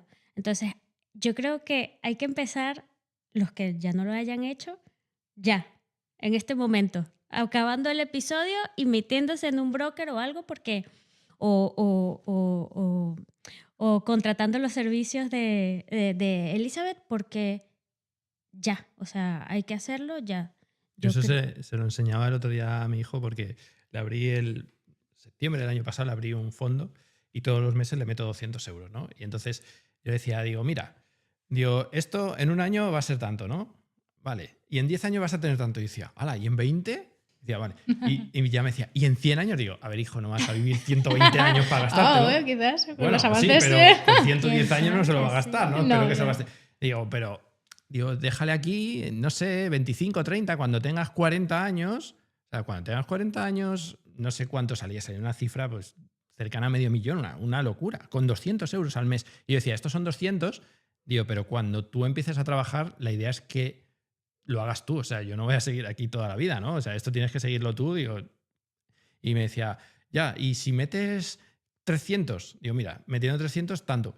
Y eso que yo intento enseñar a mi hijo de 9 años es lo que a mí no me han enseñado. Te lo enseñan en matemáticas, pero no te enseñan esto cómo se aplica a la vida. Y es lo que cambia la visión. Y hay mucha gente que cuando se lo cuento dice, ya, pero es que yo con 70 años no quiero ser rico, quiero serlo ahora. Digo, ya, pero es que pegar el pelotazo no es fácil. O sea, no te creas que vas a invertir en Bitcoin y mañana sube un 1000% y eres rico. No. Esto se trata de, oye, haz cosas para que el día a día te vaya dando un poquito, cada día más. Y lo que hablábamos ¿con quién lo hablábamos? Ya no recuerdo que nos decía lo de libertad financiera parcial, ¿no? No hace falta ser... Con Andrea Con Redondo. Andrea era, ¿verdad? Ujú. Es que no quería meter la pata, pero sí. Decía, no hace falta que seas 100% libre. Dice, pero a lo mejor llega un momento en el que dices, oye, es que con lo que tengo me puedo reducir la jornada a la mitad. Exactamente. Y oye, Ujú. no dejo de trabajar, pero trabajar la mitad, yo lo Ni tan firmaba, mal, ¿no? O sea, claro. hay mucha gente que eso no... Porque somos mucho de o blanco o negro, no hay grises. Pero esos grises que también existen, y lo hablábamos ella y yo muchas veces, decimos, queremos tener 1.000.000 de euros. ¿Por qué? Porque sabes que 1.000.000 de euros al 8% anualmente, lo que te retorna si lo sacas, ya no tienes que trabajar. Y eso es algo que solo lo entiendes cuando entiendes este tipo de cosas, ¿no? Y es algo que no te cuentan. Como decías tú, nos quieren, ¿cómo es? Nos quieren Tontos y pobres. tontos y pobres. Lo de pobres es fácil y lo de tonto, pues es que se lo ponemos muy fácil nosotros, porque es tan fácil como, bueno, yo tengo ahí 1000 libros y cualquiera puede ir a Amazon y compra tu libro, compra cualquier libro en el que te enseñan estas cosas básicas que todo el mundo debería conocer, ¿no? Lo que hablábamos antes. Es que todo es dinero. Las luces son dinero. Respirar es dinero. Todo es dinero. Y de lo que no te hablan en el colegio nunca es de dinero. Por lo menos a mí, yo a lo mejor bueno, no tengo tantos años, ¿no? Pero a mí no me hablaron nunca de dinero. Y teníamos, recuerdo, una optativa que era economía. Y en economía no hablábamos de dinero. O sea, hablábamos de fórmulas de no sé qué, de las estadísticas y tal, pero no te hablaban de cómo funciona una nómina, cómo funciona un estado. Todo eso lo he aprendido yo con 30 y muchos años y te das cuenta de todo lo que me han contado no tiene nada que ver con la realidad. Ya, porque no nos interesa. De hecho, vino una propuesta de tener educación financiera en los colegios y no pasó Ya. las Claro. leyes y no sé qué historias. Que no interesa. Normal. Pero no interesa aquí, no interesa en ningún país. O sea, no es que yo no creo que España sea la excepción. A ver, para terminar, 3 negociables de la inversión. Yo no sé si también trabajas con inversión inmobiliaria y podemos hacer 3 de la inversión inmobiliaria y 3 de la inversión no 3 inmobiliaria. no negociables. No O sea, cosas negociables. no negociables. ¿Qué digas- debes buscar sí o sí? En la inversión inmobiliaria, ¿te Y refieres? en la inmobiliaria y en cualquier otro tipo de inversión. ¿Qué debes buscar sí o sí? Sí. Vale. A ver, en la inversión inmobiliaria yo creo que lo más importante es la inversión o sea, la rentabilidad que el Excel te puede llegar a dar, ¿no? En este sentido, pues rentabilidad bruta y rentabilidad neta. Entonces, si tú compras porque te gusta el piso, ¿vale? Ese piso no es para ti. Entonces, esto es lo principal, ¿no? Que tenemos que entender. Entonces, yo en cuanto a inversión inmobiliaria siempre digo, si te da menos de un 7 u 8%, para mí no ¿Bruto o vale neto? neto. No me Neto. vale mucho la pena. Neto. Es Neto es como mucho, un ¿eh? 12 bruto, ¿no? Sí. Para ¿Eso mí, es yo le mucho? exijo eso, porque Sí, sí. si no, me voy a invertir en bolsa. Al final, la bolsa te da entre un 8 y un 10% históricamente, ¿no? Desde 1927, por ejemplo, el S&P 500, que son las 500 empresas más importantes de Estados Unidos y es la referencia mundial, te da ¿Neto un... después de impuestos? Bueno, a ver, Es que hay muchos netos, ¿no? Porque hay gente- neto me refiero a sacándole, no los impuestos, no, sacándole los gastos. Los gastos. Sí, Ujú. sí. Entonces, Bueno, aprovecho para decir a todo el mundo, en rentexa.ai tenemos la calculadora donde podéis ver la rentabilidad neta. Y neta después de impuestos de impuestos, incluso. sí. Y cash flow y de todo. Entonces, si os metéis ahí, podéis verla. Porque, claro, una de las cosas que me han dicho muchas veces, hablando de esa calculadora, es que me dicen, es que no ponen la rentabilidad bruta. Digo, es que a mí me da igual la bruta. A mí lo que me interesa es lo que me llega a mi bolsillo. O sea, si yo tengo un 27% bruto, pero luego en gastos se me queda en un 3% neto, esa inversión es muy mala. Por mucho que tú lo digas. Por eso te preguntaba si bruta o neta, ¿no? claro, neta. Pues eso, entonces ya para no comparar, pues eso, me voy directamente a invertir en bolsa, ¿no? En este sentido del 8 y el 10%. Además que no porque- pagas impuestos en bolsa. Claro, es que ahí está el tema, ¿no? Dice, vale, es verdad, no te puedes apalancar, es cierto, pero luego no vas a pagar también todos los gastos, impuestos y toda Sí. la parafernalia que sí que tiene, entonces, en este caso, ¿no? La inversión inmobiliaria. Entonces, esto sería el primer punto, ¿no? Que diría. Segundo, también para mí es el tema de entender la localización, ¿no? Porque al final, claro, ¿qué pasa? Que si, por ejemplo, me sale un piso en medio de la nada, por muy barato que sea, te aseguro que no va a tener entonces mucha demanda porque nadie quiere vivir, ¿no? En medio de la nada, lo normal. Entonces, si me voy a sitios en donde normalmente haya pues, un aumento de la población o algún tipo de industria, colegio, no sé qué, servicios al lado, es mucho más probable que pueda llegar a tener pues, una demanda considerable. Y ahí entonces puedo llegar a hacer pues, el tercer punto, que es una buena selección. Nos está pasando que estamos bien. El otro día le decía a Rubén, mientras más sabemos, más asusta lo que te ofrecen en el mercado, porque justamente ofrecían, no sé, eran unos pisos súper nuevos, súper bonitos, y cuando Rubén vio dónde era, decía, pero aquí, o sea, yo ahí no me meto ni loco, Claro. porque es eso, son súper baratos y te los pintan como súper baratos, súper lindos, súper bonitos, en el medio de la nada, literal. Pero- O en algunos ¿no? barrios conflictivos, que también, ojo, es que hay También. que entender también la zona, porque si no te paras a analizar, o tienes un personal shopper que ya directamente pues, te ayude con el tema, o tú desplázate, mira qué tipo de barrio te vas a meter, porque quizás vas a tener problemas de que te van a ocupar el piso, ¿no? O van a entonces romperte lo o que sea. no puedes alquilarlo porque la gente que va allí para alquilarlo no pasa filtros si quieres un seguro impago, ese tipo de cosas. Claro. Eso es lo que hablaba Jimar de esto. Estaban habían cogido los típicos obras que se habían quedado a medias con la crisis y pues, hay empresas que ahora están empezando a coger esas obras, ¿no? Que ya tienen el esqueleto hecho y lo único que hacen es terminarla, ¿no? Porque a lo mejor le falta pues, la electricidad y le falta no sé qué, y era una promoción bastante grande de casas y tal, y sobre el papel decías, pues que está muy bien. Claro, y el pueblo yo decía, es que ni me suena. Y decían, no, está en la provincia de no sé qué. Y yo diciendo, bueno, voy a mirarlo. Claro, cuando lo ves, estás en un pueblo de 7.000 habitantes que no hay ni un ahorra más, un Mercadona, no hay nada. Vale. Sí. O sea, hay un mercadito pequeñito y ya está. Te tienes que ir al pueblo al lado, que tampoco es mucho más grande. Y te dicen, sí, pero es que está muy cerca de la capital. Bueno, sí, está muy cerca a media hora por carretera comarcal. O sea, claro, y te lo vendían como esto se revaloriza. ganga, Claro, una ganga. y digo yo, eso en el Excel, pero ¿a quién le vendes esto? O sea, ¿quién quiere ir a vivir ahí? Porque está muy bien que tú lo hayas sacado a un precio de saldo. Claro, el banco te lo ha vendido porque dice, esto Nadie es que ve. casi te lo regala. Ya. Porque...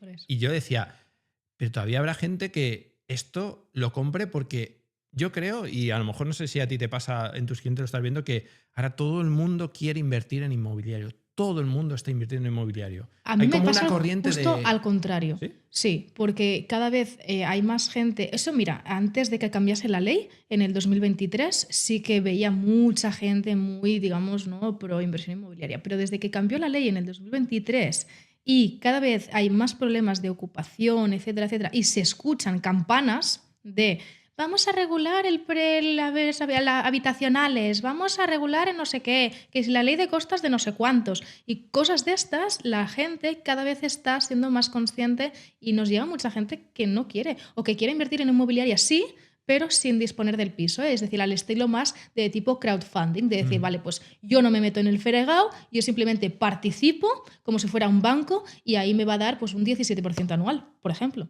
Sí, sí, préstamos participativos, Claro. cuentas en participación, todo Totalmente. ese tipo de... Sí, sí. Sí, eso se hace mucho ahora porque, bueno, nosotros estamos haciendo ahora cambio de uso, Sí. convirtiendo local a vivienda, porque al final, bueno, pues es otra forma también, ¿no? Mm. De también sacar vivienda al mercado, pero también rentabilizar, porque es que las viviendas han subido muchísimo, Sí. cuesta mucho encontrarlos, pero a lo mejor es por lo que hablamos, ¿no? De cámara de eco, que yo estoy siempre con inversores inmobiliarios y parece que todo el mundo dice, es que no hay nada, es que no hay nada, es que no hay nada. Digo, bueno, ya, pero yo creo que también hay mucha gente que sí que invierte, pero también hay mucha gente que está empezando a irse fuera a otro país, ¿no? Eso me está interesando un poquito más porque yo también te digo, yo tengo 3 pisos, ahora me estoy deshaciendo de uno justamente porque la rentabilidad no me está dando por vacantes y está siendo bastante costoso conseguir vacantes y tal, que es por habitaciones el que me estoy deshaciendo.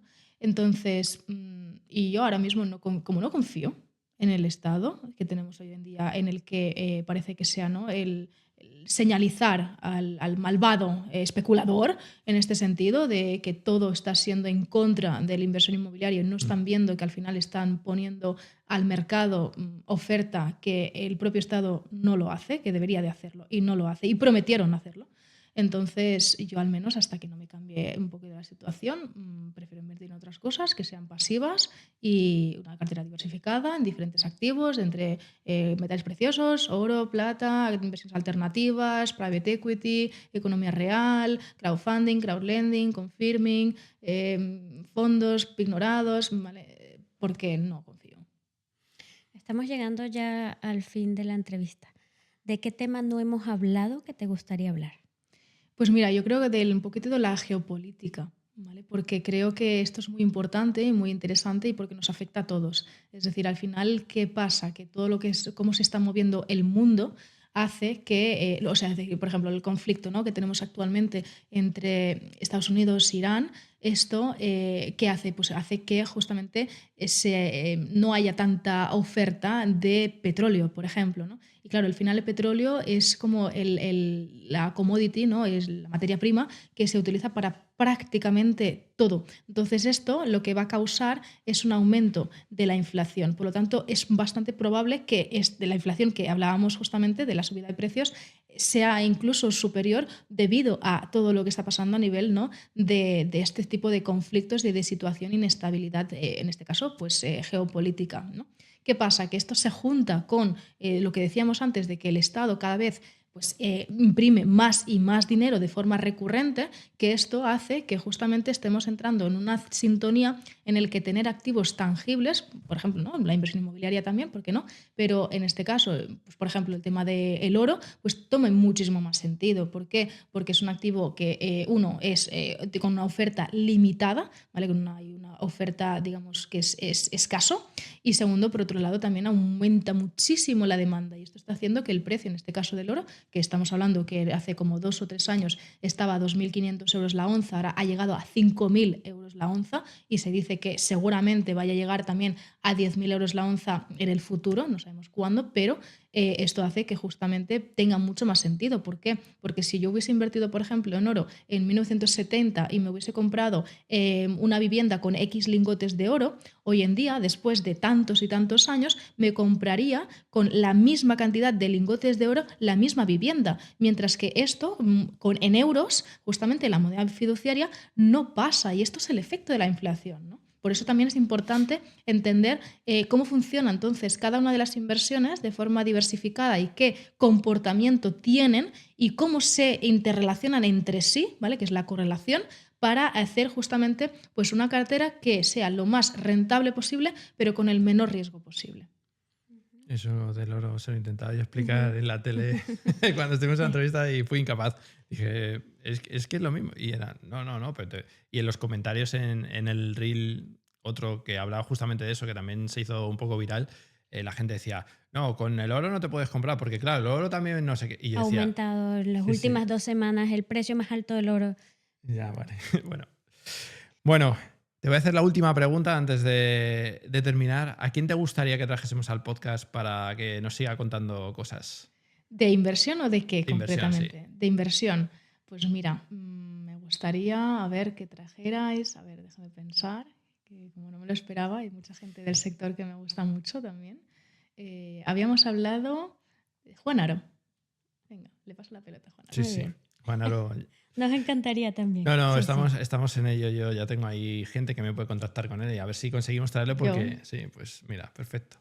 Porque Juan Aro, bueno, yo tengo ahí, como te he dicho, los libros y me parece que es una persona que aportaría y nos encantaría tenerla aquí.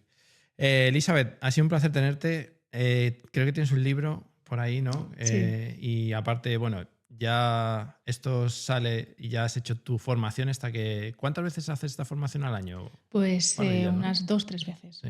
Un entrenamiento. Porque, bueno, este era como un reto, ¿no? Un Era un reto, reto que sí. teníamos ahí que ver los vídeos y no sé qué, y yo lo hice, ya te he dicho, y me gustó mucho el cómo ibas introduciendo a la gente estos conceptos, ¿no? ¿Dónde te pueden encontrar? ¿Dónde pueden ver todo sobre ti? Justamente, mira, en varias plataformas, ¿no? La primera, por ejemplo, puede ser el canal de YouTube. Yo cada semana publico temas acerca de tema de economía, tema de finanzas, tema de inversiones, tema de geopolítica también, tema de cómo crear carteras de inversión desde cero, para, sobre todo con un vocabulario lo más fácil y entendible, ¿vale? Y con muchísimos, digamos, argumentos. Después también en la newsletter, justamente en mi página web, pues también pues en la propia newsletter voy explicando también temas de forma fácil y accesible. Y después también en mi perfil de Instagram, @Elizabeth.wakefield. Muy bien, pues que ha sido un placer tenerte aquí y espero que la gente al otro lado que nos está viendo haya tomado apuntes y que hayan interiorizado estas cosas que aunque no es algo que se hable en el día a día, ¿no? Pero es algo que lo sufrimos en el día, ¿no? La inflación, yo se lo he intentado explicar alguna vez a mi madre y no lo entiende, es normal, pero es que lo sufre ella, ¿no? Y ella lo ve, aunque no sepa que se llama inflación, pero ella cuando va a comprar dice, es que cada vez compro menos, yo, ya. Eso sí. Es que cada vez la luz cuesta más, ya. Bueno, pues Y más que va a costar. sí, por desgracia sí, tiene pinta. Así que nada, que muchas gracias y Muchas nada, gracias. nos Un vemos en el placer próximo enorme. episodio. Chao. Adiós. Muy bien.